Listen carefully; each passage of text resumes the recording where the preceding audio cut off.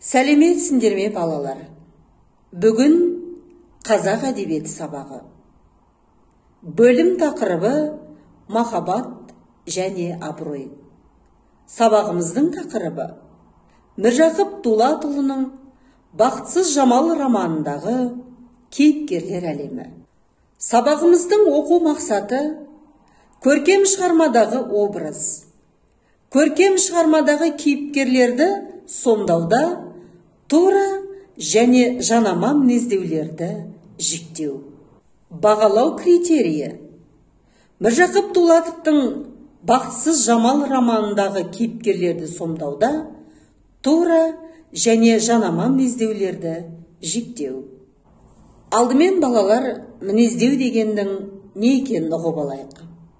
Мінездеу әдеби кейіпкерлерді таным түсінігі мен мінез құлқын таныта даралай суреттеу.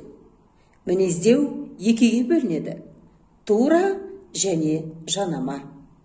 Тура мінездеу дегеніміз кейіпкердің мінез құлқын айнытпай сол қалпында баяндайды. Ал жанама мінездеу дегеніміз оған қатысты құбылыстар мен заттарды суреттеу арқылы қаһарман бейнесін ашып көрсетеді.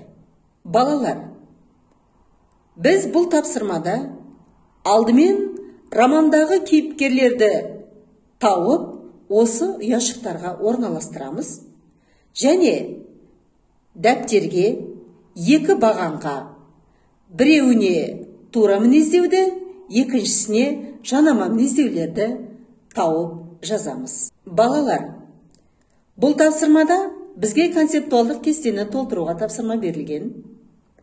Бұл жерде кестеге 4 кейіпкер орналастырылған. Сол 4 кейіпкерлердің өмірге қызығушылығын, адамгершілік қасиетін және кейіпкерлерге баға беріп кестені толтырасыңдар. Астындағы дескрипторды негізге ала отырып.